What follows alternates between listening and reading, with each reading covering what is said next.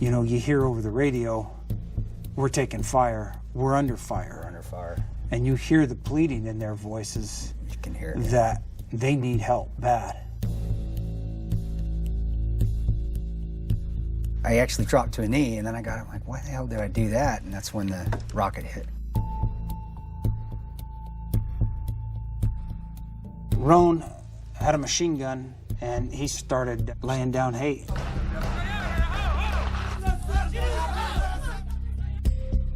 I rolled him over. There was no response. I ripped off his body armor, took a pulse, couldn't feel nothing. When you realize they're dead, what do? I just kind of said a prayer over both of them.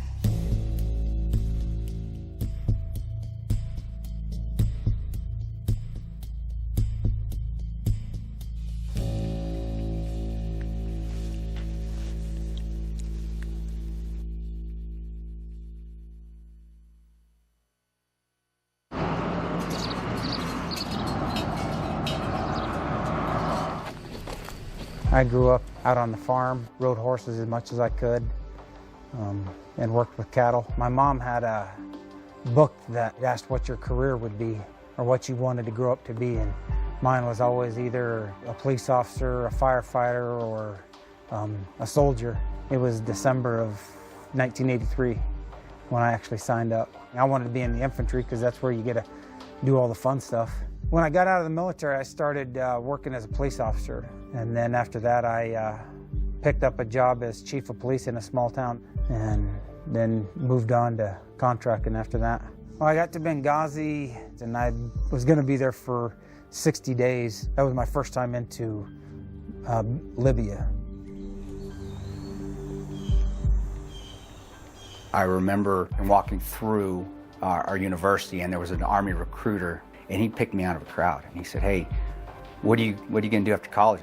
He showed me a Ranger video, and I asked him, I said, "Is that looks pretty tough? Is it hard?" And he said, "Man, you gotta be pretty tough to get in it. That's what I want to do. If a lot of people can't do it, I want to do that." In 2003, I was medically discharged, and out of the blue, I got a call from Blackwater.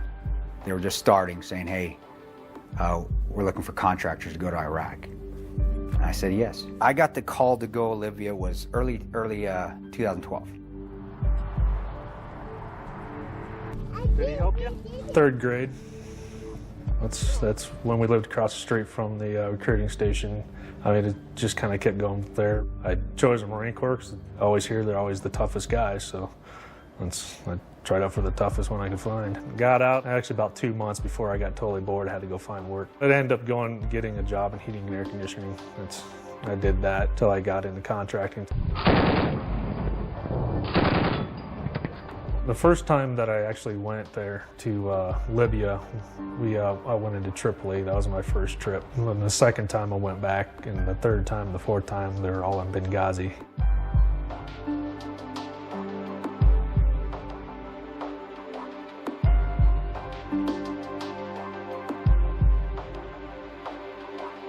This attack lasted 13 hours. 4 people died, including our ambassador, and it was on 9/11. So I want you to take us back to the beginning. For people who don't know this job, you know, contractors, I mean, how do you explain it to them? Private security contractors. And for us, it was protection. It was protecting CIA case officers overseas, doing low-profile protection. How did the hierarchy work here? Well, you have the chief of base. He's the main guy who's in charge, and then you have our... Now, that was Bob? Yes. And then you have the team lead, which would be in charge of us. You know, our team leader is a staffer. He's an employee for the agency, and then all us contractors are like, if you talk it military-wise, we're like the enlisted folks. Other members of your team are not here. Mm-hmm. Obviously, Tyrone Woods, who you called Roan. There are 2 other members who remain anonymous, right? Yes, correct. Jack and DB. Correct, yes. So you were set up to protect the annex, which was the CIA. The personnel at the annex, yes. This gives us a perspective of the other facility there, which was what you guys call the consulate. Where are we here? Here's the consulate, and then here's us. Here's our compound. So pretty close. About 3/4 of a mile as a crow flies, about I'd say mile drive, if maybe a mile, if you did the whole thing. So this site, was it well protected? Ooh, who wants to take that one? No, it looked nice. It was a beautiful compound. I mean, it had orchards, It was had beautiful. a really nice house, had a swimming pool. They had their own security. They were their own security. They were their own, yeah. Diplomatic security. The diplomatic security. They didn't yes. They didn't have like an American force, like a Marine detachment. They did it themselves. So what'd you tell them? Me and my bluntness, I said, if you guys get attacked, you guys are going to die. You know that, right? And I remember I said, if you ever need us, you just call us. We'll come get you. What's your reaction when you hear ambassadors coming to Benghazi on September 10th, September 11th, of all days? And you were like thinking, there's only 5 guys that protect him, and that's a huge compound. All right, so 9/11 comes. Mm-hmm. Pretty routine day, it sounds like. Yeah, it was. During the day? It was actually normal day, just doing normal task stuff, task organization stuff. You had to move late, I guess it was late in the afternoon? Or Late early afternoon, evening? early evening. Went out to meet some people for dinner. Normal night. Town looked normal. There was nothing that looked any different than any other day. And there was no whisper that this video was a major problem in Benghazi or something? Didn't know about video till I got to Germany. No idea about any video, no. No, sir. All right, so how do you hear that something's wrong? Our team leader, he actually came across the radio, and I remember, I looked at my watch, and it was 9:32 when I first got the call on the radio that said, hey, we need all GRS. GRS? What is Yes. that? GRS operators. Global response staff. Global response staff, yep. And I remember I looked at DB and said, hey, something's going on. We're going to do something tonight. Just grabbed my stuff, threw my shoes on, and started moving to our team room. Where were you? Myself and Jack were in Building D. I was just getting undressed, getting ready to go to bed. I meet the TL about halfway, about right there, and I said, hey, man, what's happening? And he goes, the consulate center attack. You can start hearing the fire, the actual concentration of fire and some explosions. It was a relatively quiet night in Benghazi, and by 9 o'clock, the 7 Americans in the compound are settling down for the night. You've got the ambassador in his room, writing in his diary. You've got Sean Smith, the communications expert, online talking with a friend. And you've got 5 diplomatic security agents. Somewhere around 30 or 40 minutes later, men stream onto the compound, bearing AK-47s, chanting in Arabic, shooting off their guns. Almost instantly, they've overrun the compound. The 17 February militiamen who were supposed to be guarding the compound, they just flee. Now, you're ready to go. 5 minutes, we're ready. Thumbs up, we're ready to go. Then what happens? I went up to the TL, and I said, hey, we're ready to go. Bob looks right through me, and he looks at the team leader and goes, you guys need to wait. He's on the phone talking to somebody. I assumed they were trying to coordinate us to link up with 17 February. Which is the local militia. Which is a local militia. It had probably been 15 minutes, I think, and I got out of the car, and Bob and the team lead were standing on the front porch, and I just said, hey, we need to get over there. We're losing the initiative, and Bob just looked straight at me and said, stand down, you need to wait. We're starting to get calls from the State Department, guys, saying, hey, we're taking fire. We need you guys here. We need help. Yeah, we were talking about it in the cars. On our radars, what the hell's going on? Why are we waiting? Ambassador Stevens and Sean Smith are forced to take refuge in a specially protected area, the safe haven inside the villa. With them is Scott Wickland, a security agent charged with protecting the ambassador. They hide behind a locked gate. Wickland waits in the shadows with a rifle, ready to shoot anyone who tries to enter. The attackers can't get in, but use nearby diesel fuel to set the villa on fire. From beginning to when you're ready to go, thumbs up, you're ready to go out, to the time when you actually pull out, what's that time frame? It's close to 25 minutes. I went up to Bob. I said, hey, we need to go. And got the weight again. And I got in my car, I told the TL, get in the back seat. And looked at Ron. He gave me a thumbs up. I gave him a thumbs up.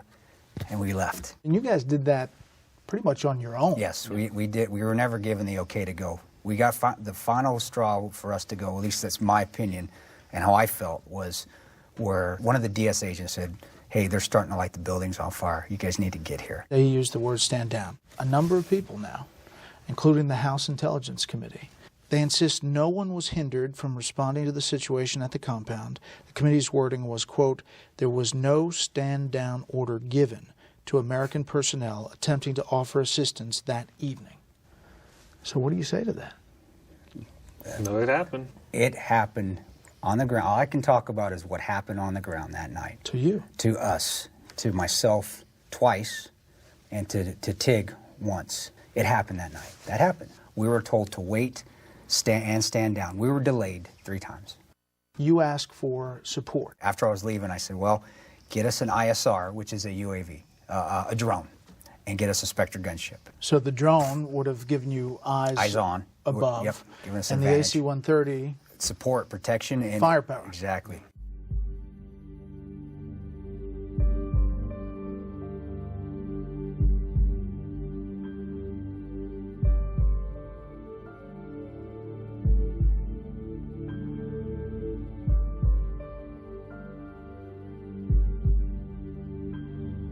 I still remember it. It gives me kind of chills. It says, they're lighting the buildings on fire. If you guys do not get here, we're gonna die. Scott Wickland leads Ambassador Stevens and Sean Smith to a spot in the bathroom inside the safe haven. The window there is barred, and acrid smoke billows into the area. He hopes to get them to a nearby bedroom, which has a window that can be opened from the inside. He says, follow me, and crawls toward that spot. It's dark and smoky, but he makes it to the window. He opens it and drops out. Only then does he realize Stevens and Smith haven't followed. He goes back in several times, but can't find them. Finally, exhausted and choking, he climbs to the roof and radios Alec Henderson and Dave Ubben, 2 security agents elsewhere inside the compound. His message? The ambassador and Sean Smith are missing. Now, Tig, you and Jack and Roan are going the front gate. Yes. And it's open? When I was standing right here, and a Land Cruiser came from this direction, I thought it was like bad guys stealing the Land Cruiser, so I drew down my weapon. Then I saw it was the DS guys were actually driving it. And that's when I heard, hey, you know, we can't find the ambassador. So I started moving towards the front porch, getting up on the front porch, and that's when they're pulling Sean's body out of the window. Sean Smith. Sean Smith. But the ambassador's still lost. The ambassador's still lost. Yeah. Tig, you and Tyrone Woods, Roan, go into the building one of many times, but go in, and there's a moment there. He was saying, hey, I can't find my way out. I could just say, come to my voice, but he almost made another right into where I think it was a dining room, and it was just totally engulfed in flames. I reached out, grabbed him, and said, this way, and we just went out and coughed up a couple lungs. Now, Tonto, you're back here with DB. Yes. I looked at one of the Libyan guards in the back. He goes, Mister, come open the gate, open the gate. So I came back, I opened the gate, I looked at the commander. I said, when you come through this gate, you close it and you lock it. And I moved forward, and as we find later that he didn't do that. And we paid for it. We paid for it down the road. You've been there for a while now, and you can't find the ambassador. You've been in multiple times. Yep. Then you hear gunfire from outside the compound. And then rocket-propelled grenade. All of a sudden, a big explosion. Bam.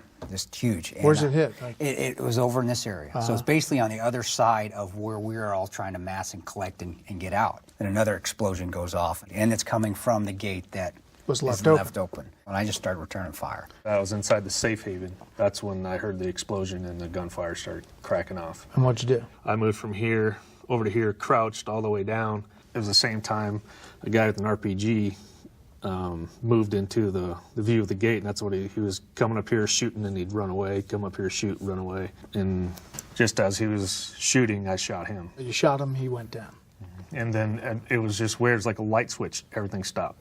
So you guys finally get together. You, give up the search for the ambassador? The team leader, he made the call, and we'd done everything that, Tig had been in that house, Jack had been in the house so many times. The State Department guys had now left the compound. They were gone. They were on their way back to ours. Roan tells him, make sure you take a left. And then in the confusion of the counterattack, Yes. they take a right. Take a right. I said to myself, well, I can't say what I said to myself on camera, but it was, damn, you knuckleheads.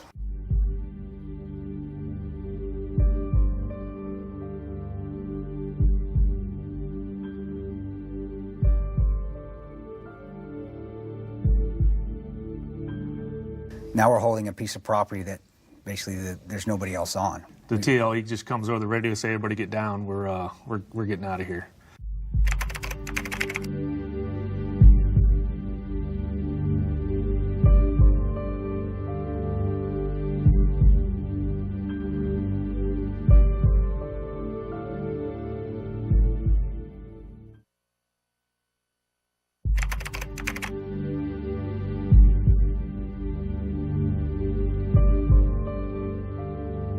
While they were jocking up, Roan calls me on the cell phone, tells me, you need to get back to base and just stay away from the consulate. So you tell the case officer, we gotta wrap up this day. Yeah, she's trying to say her goodbyes, and I'm like, we need to go now. And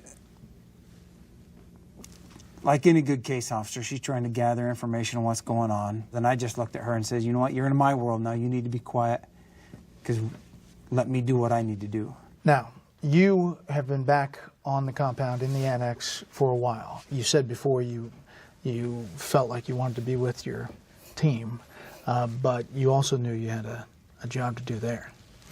I knew I was the only one. I mean, we had two site security officers. They were a great help, but from the GRS side, I was the only one that was there. The DS guys come back first. Yes. The armor car held up, but they roll in.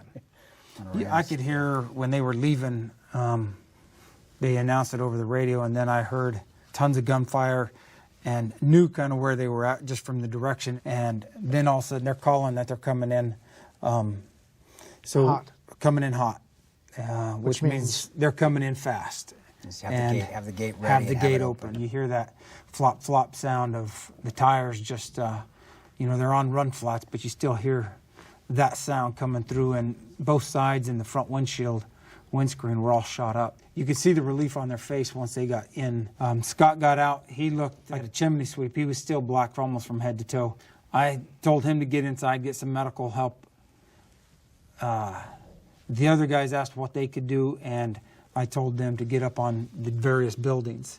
And we had one get up on each one of these buildings here, and I went back up on this building until our guys come in.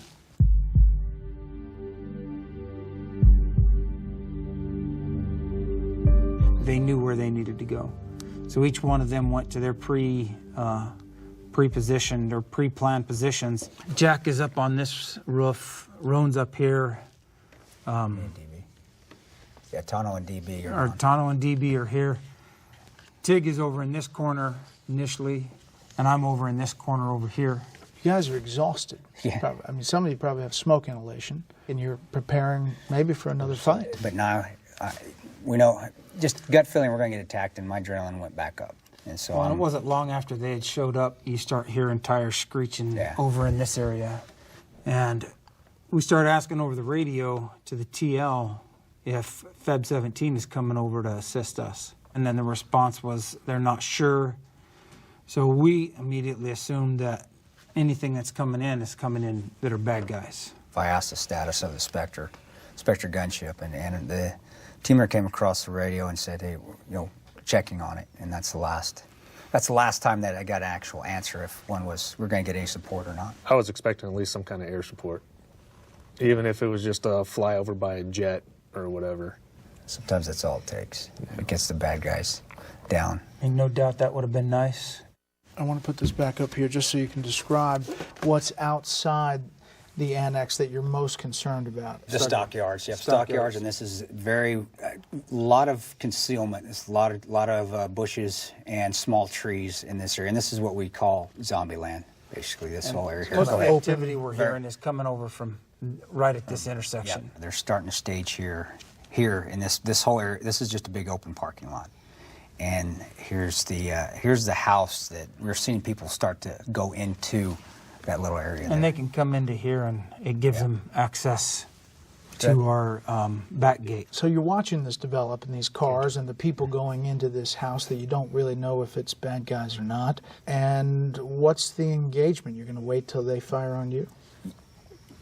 Wait until we see action from them that specifies them being attacking us or going to attack us. I'm not going to wait to get hit before I hit back.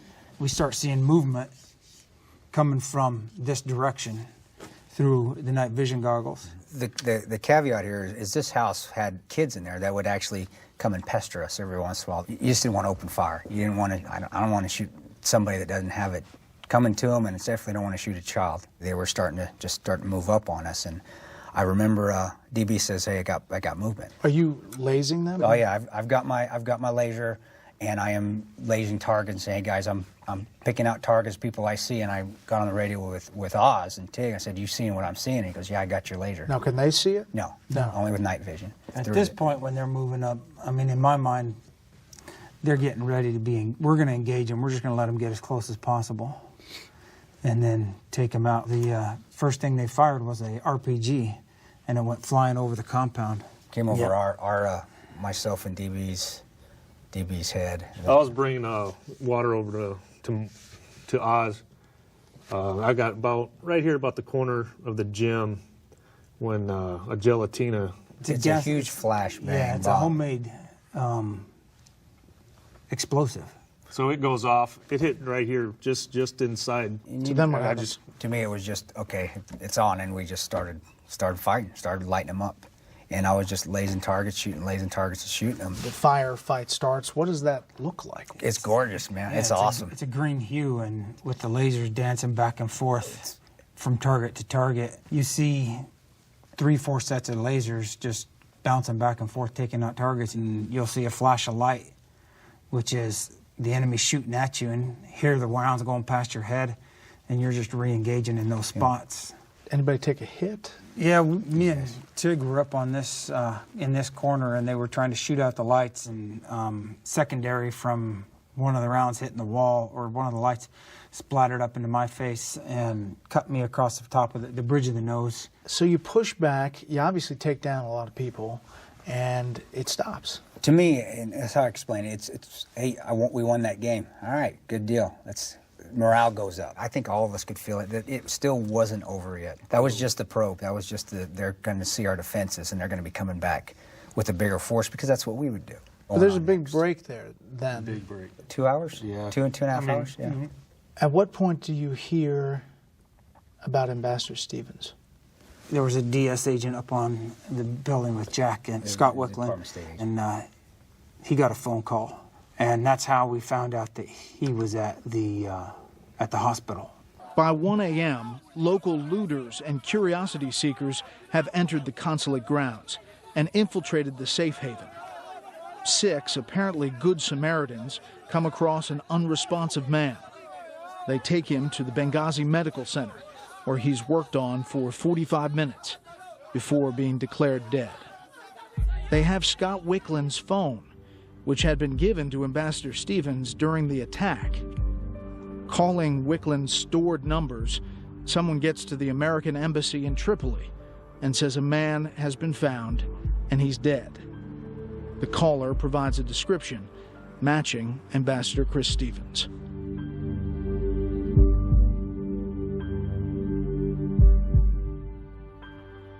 There's a car pulls up and parks right here. A guy comes around from the side of the car, and he's reaching like he's throwing something. And right as he brings his arm back to throw, I engage him. I move and shoot him 2 to 3 times. He goes down, and whatever he threw landed just short of our back gate and exploded, which then engaged. Again, it was the signal. The signal. And this was bigger. I mean, it was a larger force coming through. I mean, there was, I'd say, between 20 cars. And again, we just started engaging the threats as they appeared and taking them out. They were like ducks in a row at a shooting gallery, hitting one guy in the head and dropping. But it's like bursts of fire. But it's not. They were kind of spraying. I mean, they were just constantly spraying. We are doing control bursts. You aim, you shoot. You aim, you shoot. It's not the movies. You don't flip it on fully auto and you go after it because you can't hit anything. You're aiming a single shot, and you're shooting until they turn tail and run. So far you've taken AK fire, you've taken RPGs. Yep. Are you worried that something heavier is coming? Yes. After the second? Second. Yes. You're waiting for a third. Waiting for something bigger.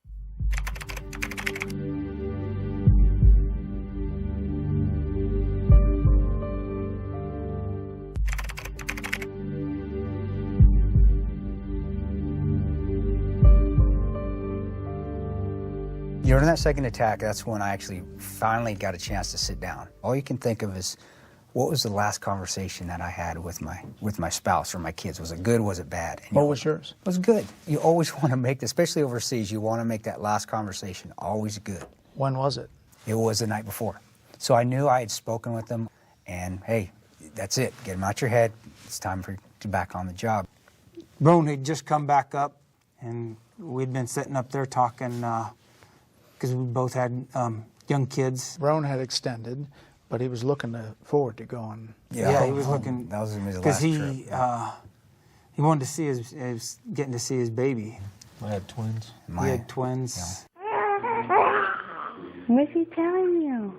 Every day and 2 or 3 times a day we would Skype and send photos and videos of the twins. Whenever I was expecting a phone call and didn't get one, that's when you start to worry a little bit. All right, you guys good? We always emailed or talked on the phone, and he would always call around 3, 4 p.m. our time, always.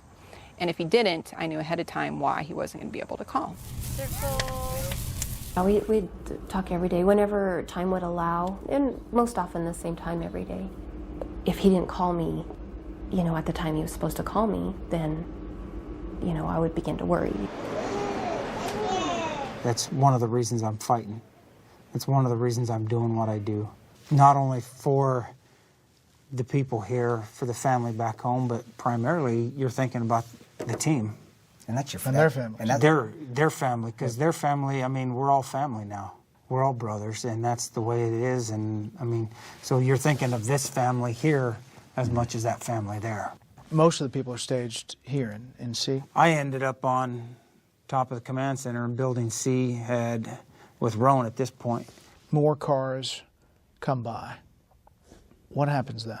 We don't know what they're doing. We don't know if they were guys that lost or they were still trying to probe us. And there's a guy with a cell phone. Yeah. And he just walked up, cell phone, and walked back. Maybe he was getting GPS coordinates with his phone. Again, it's just another thing in Benghazi. It's eerie. I want to shoot him, but is he just some guy taking a walk? Weird things are still happening that night. We're trying to think that, all right, morale's up, we're out of this, we're good, we fought him off again.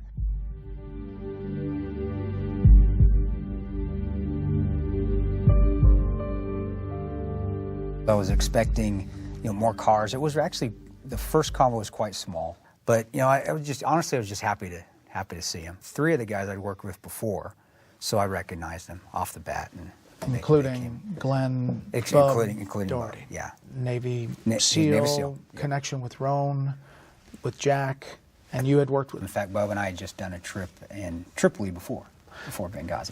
I just knew Bub from contracting. Okay, so they come in, they go to Building C. Mm-hmm. And you guys are still kind of waiting for what's happening. The aircraft that they had wasn't big enough to take us all back. So they were going to take the non-shooting personnel and get them out. To the airport. To the airport. We were going to stay there and hold the Alamo. And literally. Yeah, literally. And I think they'd probably been there about an hour. Me and Roan were talking about that, wondering, what's taking so long? Why aren't we getting out of here? The sun was starting to come up, but it was, we better be ready for another attack because this is when it's going to come. It was about that time that Glenn come up on the roof. Climbed up the ladder? And come over and was talking to Roan, and Roan had introduced me to Bub because I had never worked with him before. He says, yeah, Bub's a sniper. And I'm like, well, hopefully we ain't going to need you, but I'm glad to have another shooter up here. Bub turned and was walking back towards the front of the building, and almost immediately a mortar come in and landed on top of the wall right there. When I heard it, and I didn't even know I heard it. It basically sounded like when a rocket goes off, and it's Small arms fire started coming from this direction. Roan had a machine gun, and he stood in probably like a 3/4 crouch position and just started laying down hate. Laying hate down through this avenue of approach from here. I started to engage with him. I ran out of ammo, knelt down, changed magazines, and right as I'm coming up, and I start to re-engage, another mortar hits almost to the center of the building here. And that one, it knocked me back, and that's what hit Roan. Roan was standing to my left. I got knocked back, and as I stood back up, I saw him out of the corner of my eye, and he was in a fetal position in the corner right here. I stand up and try to re-engage with my rifle, and I bring my hand up, and from here down is hanging off at a 90-degree angle. Your hand is just hanging, flop. Yeah. I just keep trying to bring it up, and it won't stay. I can't make it work. And that's when the second round hit. That's when I saw Bub go down about right here. I wasn't sure if he was hit or if he was just taking cover. And then I turned back and again tried to engage and get my hand to come up, and a third round hits in the same vicinity. And at that point, I mean, I just felt like I got hit by stung by 1,000 bees just up and down my side. And I figure I better get to some cover now in case another one comes. And the whole night went quiet after that. That's tough to talk about. Yeah. Yeah, just a little. I bet. Yeah. But, you know, it's what has to be done. I mean, you're in a fight, you got to stay in the fight. That's the only thing I could think of is Roan's down. Somebody needs to continue firing. And you see this mortar attack happen. What are you doing? I'm still, I'm over here on Tower 3, still, you know, covering this area. To me, it looked like it hit like right around here. We had no cover for mortar attacks. I mean, even in the buildings, I'm surprised that one didn't collapse. Another explosion hits right here. When I heard another thump, that's when I jumped off the tower, moved back, and got somewhere right around here, and that's when the mortar hit. And once that mortar hit, it was pitch black and dead quiet. Jack came over and said, "Hey man, there's no movement." And that's when I sprinted to the ladder, and then I just kind of skiddied on up as fast as I could, jumped over the parapet, and that's when I saw Dave Ubin off to my left. Looked like somebody in the center, and then a couple other people maybe over here. But it was a lot of, the smoke was still up there from just the debris kind of settling down. And so I moved over to Dave. I find a tourniquet because Dave's leg was pretty much completely severed off. I think it was just barely hanging on by a thread, and same with his arm. Some ligaments, yeah. So got the tourniquets on him, called back on the radio, say, "Hey, I need help up here.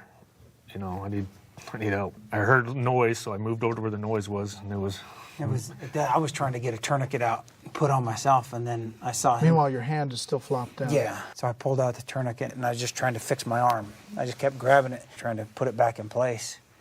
And he's just sitting there kind of going, "Hey, check this out." And his arm is, you know, it's just, I'm like, "Dude, you need to stop. You're going to make it worse." Stop playing with it. So I was bored.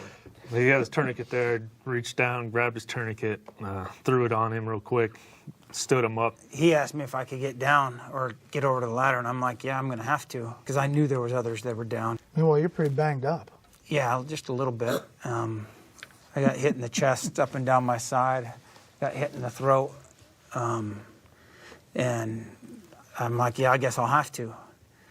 And so I hooked my top arm around the top rung of the ladder and just climbed over and was concentrating on just thinking, you know, if I fall now, I'm going to break my neck and die, and that's the last thing I want to do. So I'm just concentrating on getting my feet on that rung, and sure enough, I slipped, and luckily I had my arm, and I caught myself and pulled myself back up, got down, and then was able to inch my way down the ladder. After I got Oz up and moving, I went straight back to Roan. He was still in the fetal position. I rolled him over.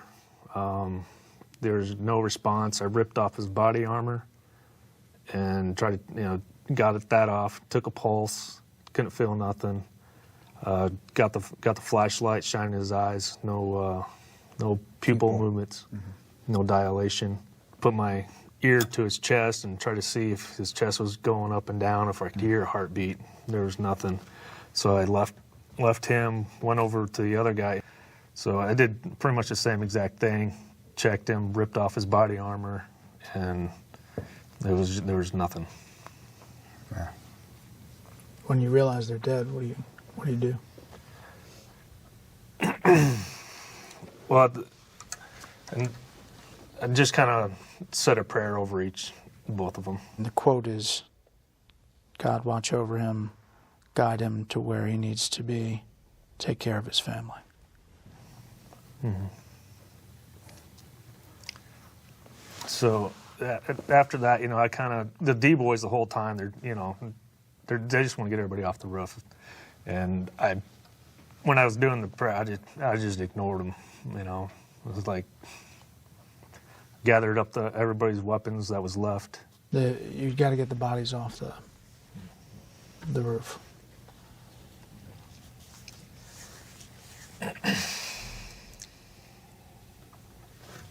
It's tough.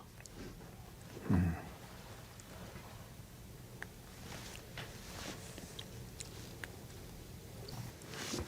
The D boys picked the bodies up and dumped them over the side of the roof. Maybe that's not the right description, but they got them off the roof the most expedient manner, and by doing that, it was just throwing them over the edge of the roof to get them down. I just leave that to each person's decision on, whether right, wrong, indifferent, but I know that it's not something you want to see.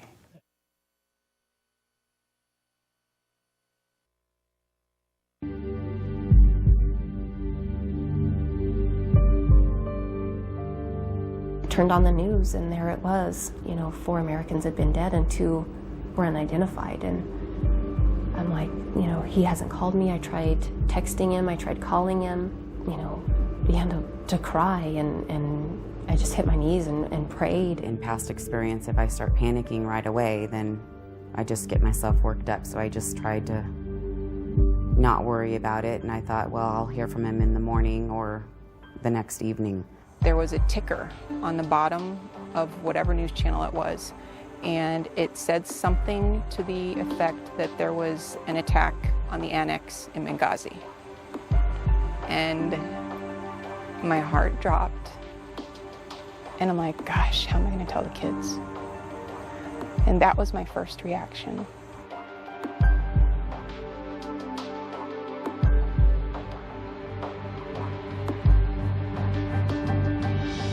Let me take you to when the bigger convoy arrives. Yeah. They finally get there. It's like 50 cars. Yeah. There's technicals, which are the big mounted machine guns. It was a mean convoy. Remember the first vehicle coming in? I had my gun on him. I had eyes on. Right at his head. And I just reached my hand off with my offhand, and I went like this, and he reached out the car and did a big smile. And one thing that we've learned on these jobs is you have to know how to read people. But is there a part of you guys that looked at that convoy and said, where was that? Yeah. Where was that before? Yes, I did. I'm like, where the hell were these guys? Where were they? Hours ago. Exactly. You get everybody mounted up. You're driving to the airport in this massive convoy, but still probably worried about attacks on the way. Sure. You get there, and there's another confrontation. Between the militias, our militia, and then whoever militia was controlling the airport, and we were the bigger militia, so we got through. You have a smaller airplane. It's not exactly big for everybody. Load you guys up, or you walk on. They started to pull me off, and I'm like, I walked into Benghazi. I'm going to walk out of here, and I get up, slide to the edge, and stand up. There's still blood dripping down my arm, and because it was a private jet, there was a flight attendant, and her eyes just get as big as saucer plates, and she's laying towels down because she's worried about her boss's airplane getting messed up. And then they bring in Dave, and he was in and out of consciousness throughout the flight. And somewhere in between that, somebody's clearing their gun, their pistol. In the plane. Yeah. In the plane, and a round goes off. And the pilot he wasn't gonna take off till they could confirm that whether or not the fuselage had been breached. But they figured it out. It had lodged against one of the seat posts and didn't penetrate anything. Dave Ubben, he was bleeding out. If there was another delay, He probably wouldn't have made it because he was down to about as much blood as a person could lose before they die. you're taking off in the plane. The rest of you guys are going to wait for the next plane. Yes. With the bodies and Yes. then eventually the body of Ambassador Stevens. Yes. I didn't answer it on the first ring. It rang a couple times because I wasn't sure who it was going to be. If it was going to be him or if it was going to be some, you know, representative informing me of what had happened. I took a deep breath and I listened and I just said, okay, and I love you. And I probably didn't sleep much that night. It was really brief. He just said, I'm okay, everything is okay, and click, he hung up. So it was super quick. Finally, it was about 5 o'clock in the afternoon. A nurse from Lunstall had called and said that he had arrived there, and so I was just like I could breathe. And just thank God. Would you do it all over again?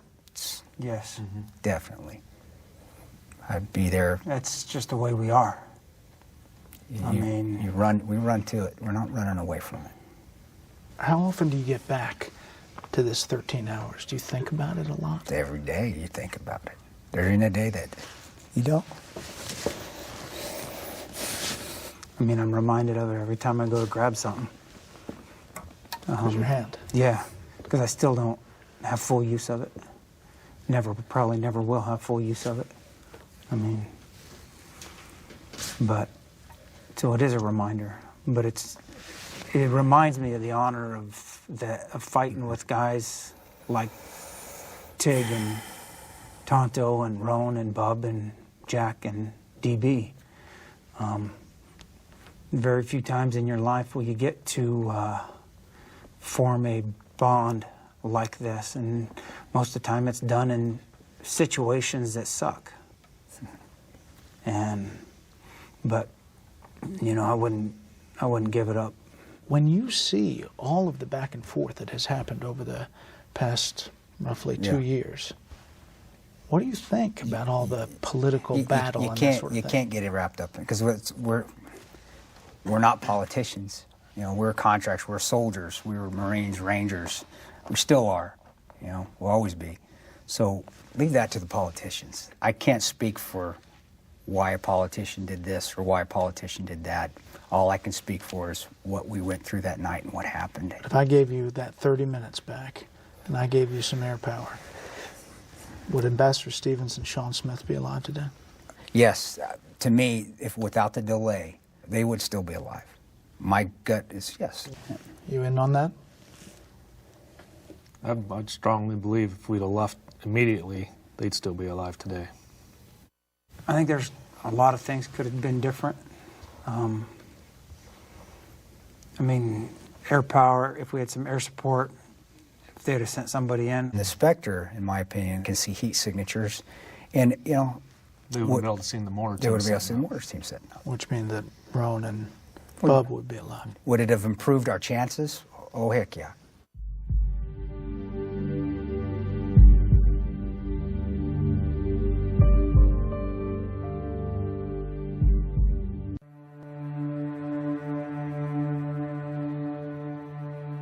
I said to myself, as soon as my baby girl says she doesn't want me doing this anymore, I'm going to stop doing it. And she did on my last trip to Yemen. She goes, Daddy, I don't want you to go fight bad guys anymore.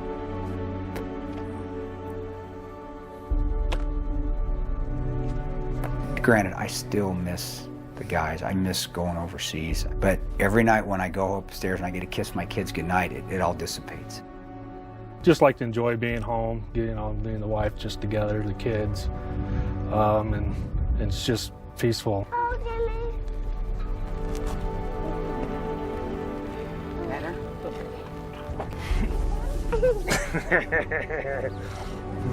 Is that fun? Yes. Want to do it again?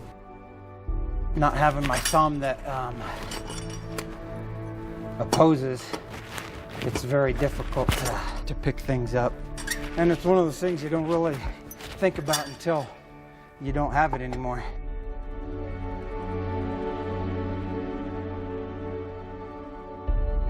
Oh, you like the red one? Okay. You want me to hold your baby?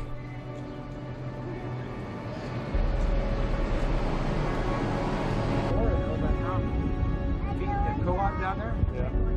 $1.25. Thank you, Lord, for this food. And we just thank you that we're here with our friends.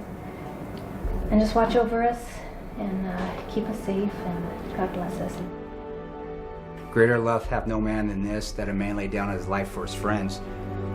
I think of Tyrone and Bub every time I read that. They're still part of the team.